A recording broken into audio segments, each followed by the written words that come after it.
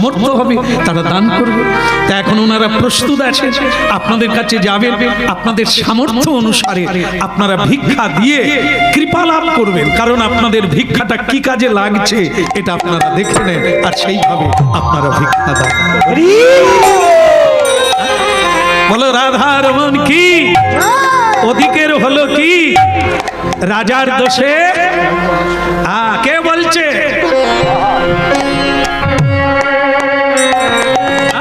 সেই রাজাকে বলছে আপনি এটা করবেন না, আমাকে রাস্তায় ছুঁড়ে ফেলবেন না, আপনার অকল্যাণ হবে। দাঁড়িয়ে আছো কি? ফেলে দাও, ছুঁড়ে ফেলে দাও। দাঁড়ান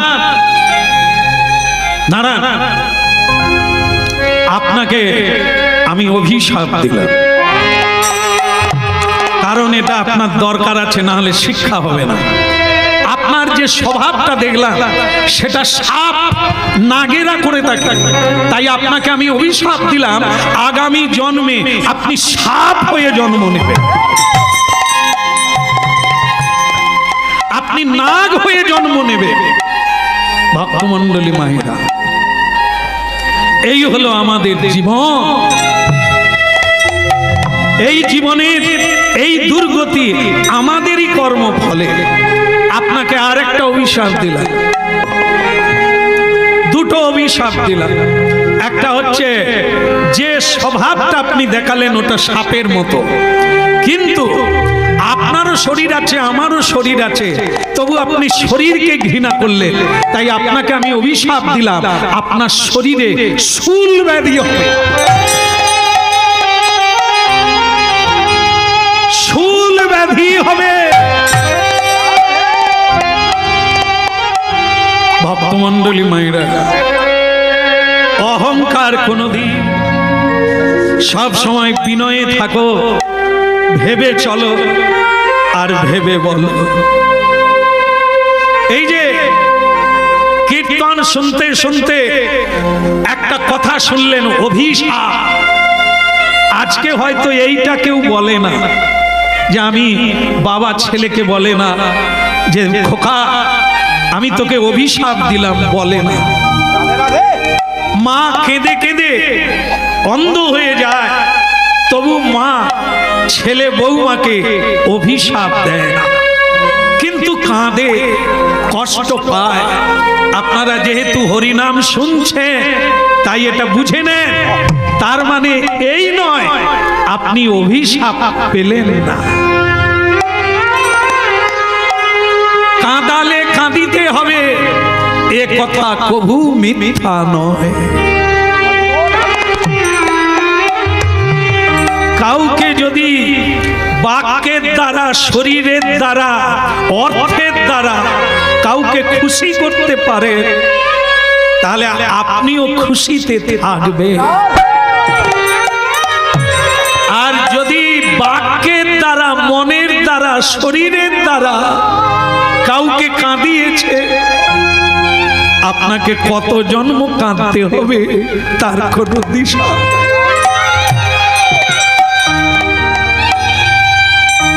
বিধিরে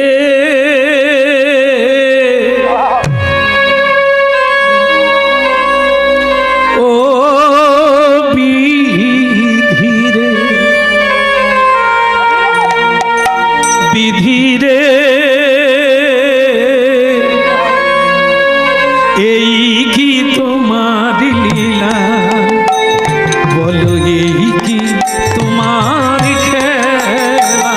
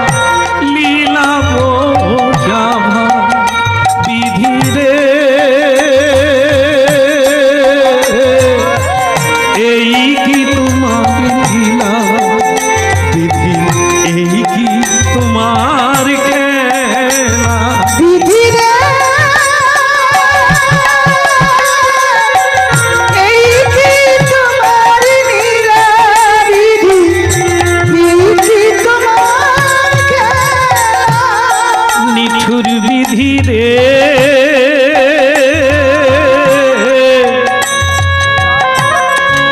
ও বিধি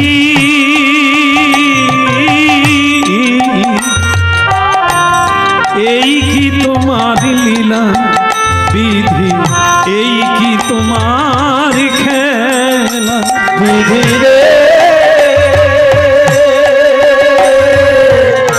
এই কি তোমার লীলা বিধি এই কি তোমার খেলা। আজকে এই লীলার সঙ্গে বাস্তবতাটা মিলিয়ে নেন। কতজন যে কত রকমের ব্যাধিতে মনের কষ্টে দুঃখী, তার কোনো হাজার হাজার মানুষ আপনাদের ভেতরেই কত লোক কাঁদছে, কত লোক কাঁদছে নিশ্চিত তারা চোখের জল মুছতে মুছতে বলছে তোমার মঙ্গল হোক। আমি শুধু আপনাদের নমুনা দিলাম। মানব জীবনটা এরকম। অগস্ত্য ঋষি, যার হৃদয়ে করুণা রস আছে, প্রেম রস আছে, সে অভিশাপ দিল কেন? কখন দিল? কতটা যন্ত্রণা দিলে তবে তার ভেতর থেকে অভিশাপ বেরিয়ে আসলো?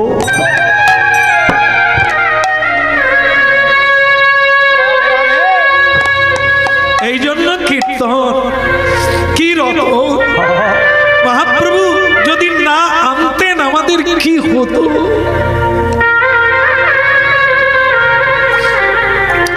একেবারে সত্য। পৃথিবীতে এই ধর্ম রয়েছে বলে মানুষ বেঁচে আছে, শয়তানির জন্য নয়। আর দুরাচারী অত্যাচারীর জন্য সূর্য ওঠে না, জোয়ার ভাটা হয় না, হয় কেবল সাধুদের জন্য।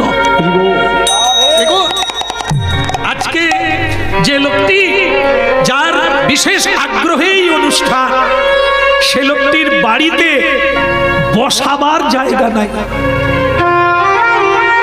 আমি তো দিনের পর দিন এক একটা বাড়িতে উঠছি, আজকে একটা বাড়িতে উঠলাম। আমার এত কষ্ট হচ্ছে যে আমাকে বসতে দেওয়ার জায়গা নাই। একটা কি বিছিয়ে দেবে সেটাই নাই, একটা ছেঁড়া চট বিছাচ্ছে। আমি ভাবলাম একটু বসছিল কাছে, তাই বললাম বাবা এত বাড়িয়ে বাড়িয়ে হরিবাসর আগের চেয়ে বছরের পর বছর বাড়িয়ে যাচ্ছে, আপনি দীক্ষা নিয়েছেন? বলে না, এখনো সেরকম হয়ে ওঠে না। যাবার আগে সেরে নেন, কারণ ওইটা না হলে তার সঙ্গে যোগ হবে না। সেরে নেন। আর মহাপ্রভুর আশীর্বাদ আপনার উপরে আছে, থাকবে। আপনি যা করছেন মানুষের জন্য, ভেতর থেকে আশীর্বাদ ঝরে পড়বে। ইথে কোন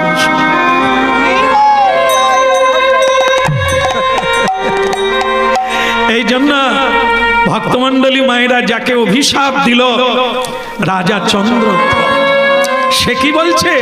আমি মানি না, মানি না, মানি না, মানি না, মানি না, মানি না, আমি মানি না, মানি না, মানি না, মানি না। সাধু সন্ত কারে আমি মানি না, মানি না, সাধু সন্তে কারে আমি মানি না, মানি না, সাধু সন্ত কারেও আমি মানি না, মানি না, সাধু সন্ত কারে আমি মানি না, মানি না, আমি মানি না, মানি না, আমি মানি না, মানি না। যাবো আমায় মানি না, মানি না, ওগো জগন্নাথ, বলো আমায়, মানি না, মানি না। আমি মানি না, মানি না, আমি মানি না, মানি না, বলো তা বলো আমায়, আমি মানি না, মানি না, যা বলো তা বলো, মানি না, মানি না,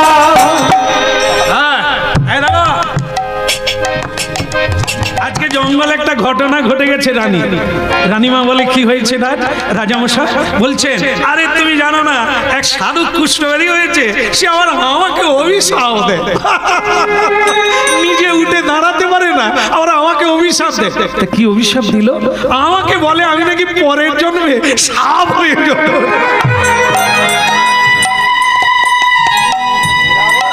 এসব কি কাল্পনিক সাধু বলো তো? নিজেরা পেট ভরে খেতে পায় না, ঘর বাড়ি বানাতে পারে না, সে আবার লোককে আমাকে আবার রাজাকে। আমি মানি না, মানি না, মানি না, মানি না, যা বলো তা বলো আমায়, মানি না, মানি না। তুমি যা বলো তা বলো আমায়, মানি না, মানি না। তুমি যা বলো তা বলো আমায়, আমি মানি না, মানি না। তুমি যা বলো তা বলো আমায়, মানি না, মানি না। তোমাকে দিল বলে শুধু দিল, আরো একটা অভিশাপ দিয়েছে, বলে আমার নাকি শুল ব্যাধি হবে, যা কোনোদিন ভালো হবে না। আমি মানি না, মানি না, মানি না, মানি না। যা বলো তা বলো। আপনার একটা কথা বলুন তো, আগুনে চেয়ে হাত দিলে, চেয়ে মানে দেখে দেখে হাত দিলে হাত পুড়বে কিনা? এই ভগবান কাঁদছে, ঔষধ খাবে। ভগবান কোনোদিন ঔষধ চায়? ভগবান গিরি ধারণ করে, ভগবানের গম দাঁড়ি পাকলো না, 125 বছর পৃথিবীতে থাকলো, জীবের কল্যাণ করে গেল। কারো কল্যাণ। হিরণ্যকশিপু নিজেকে ভগবান বলেছিল, স্বয়ং ভগবান নৃসিংহদেব তাকে কোলে বসিয়ে তার নারী ভুঁড়ি চিরে খেল। তাহলে ভগবান যদি ভগবানের হাতে মূল্য কেন? না, পৃথিবীতে কোন শাস্ত্রে, গীতা, শ্রীমদ্ ভাগবত, বেদ, বেদান্ত, উপনিষদ যদি কেউ দেখেন কোন জায়গায় বলবে না মানুষ ভগবান। ঈশ্বর রূপে তিনি আছে, বিশ্বকে পরিচালনা করছে। তুমি আমি তার হাতের কিরণ। তুমি যদি ভগবান হও তাহলে তো ভগবান স্বাধীন, সে মারবে কাউ, সে কোনোদিন মরবে না, তুমি বাঁচবে। ভগবান, এই জন্য ভগবান নয়, ভগবানের। আমরা ভগবানের, ভগবান থেকে এসেছি, তাই ভগবানের কাছে ফিরে যাওয়াই আমাদের কাজ, তার দাস হয়ে সেবা করি। হরি বলো, হরি বলো, হরি বলো ভাই রে, হরি বলো, হরি বলো, হরি বলো ভাই রে। হরি বলো, হরি বলো, হরি বলো ভাই রে, হরি বলো, হরি বলো, হরি বলো ভাই রে। নাম বিনা কলিকালে আর গতি নাই রে, হরি নাম বিনা কলিকালে আর গতি নাই রে, নাম বিনা কলিকালে আর গতি নাই রে। হরি নাম বিনা কলিকালে আর গতি নাই রে। হরি বলো, হরি বলো, হরি বলো ভাই রে, হরি বলো, হরি বলো, হরি বলো ভাই রে। হরি বলো, হরি বলো, হরি বলো ভাই রে। হরি বলো, হরি বলো, হরি বলো ভাই রে। হরি নামে উদ্ধার দিল জগাই আর বাঁধাই রে, হরি নামে ধারিল জগাইয়ার বাধাই রে, হরি নামে উদ্ধার দিল জগাই আর বাঁধাই রে। হরি নামে ধারিল জগাইয়ার বাধাই রে। হরি বলো, হরি বলো, হরি বলো ভাই রে, হরি বলো, হরি বলো, হরি বলো ভাই রে। বলো রাধা দামোদর কি, জয় হোক, কৃষ্ণ কনৈয়া কি, জয়। ওদিকের হলো কি? না না, আমি বলছি যাকে অভিশাপ দিল তার তাহলে রোগ ভালো হলো না রোগী হলো? সে তো মানে না। মানো না বলে যে তোমার ব্যাধি হবে না, অভিশাপ লাগবে না কোনোদিন না। কর্মের ফল তোমার বাপকেও নিতে হবে, পাপ কোনোদিন বাপকেও ছাড়ে না। হ্যাঁ, বলো রাধা দামোদর কি। জয় হোক। গিন্নি জানো রানী কি বলবো, আমাকে আবার অভিশাপ দেয়, আমার শুল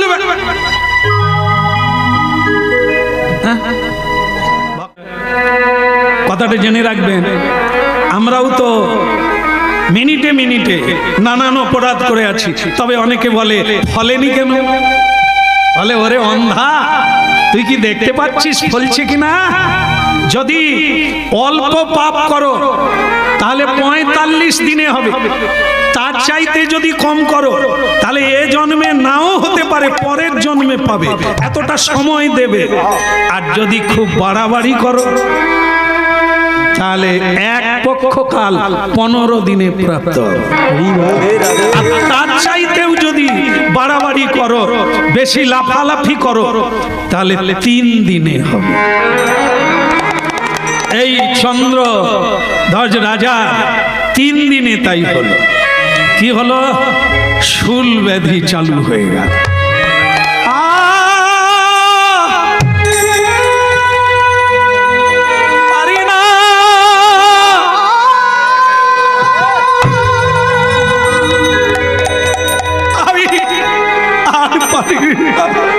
বড় জ্বালা, বড় ব্যথা, বড় কষ্ট।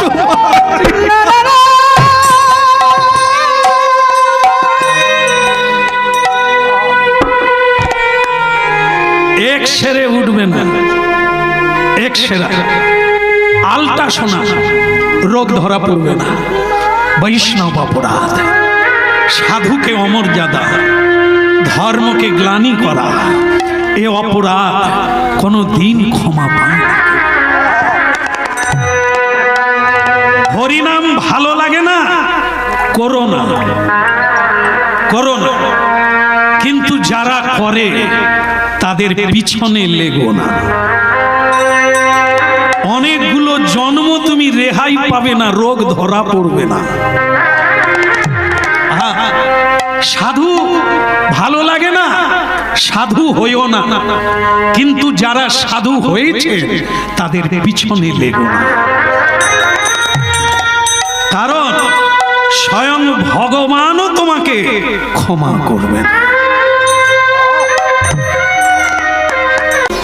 ধর্মক্ষেত্রে কুরুক্ষেত্রে সমবেতা যুজুৎসবা পাণ্ডবা মামকা পাণ্ডবাশ্চৈব কিং কুর্বত সঞ্জয়।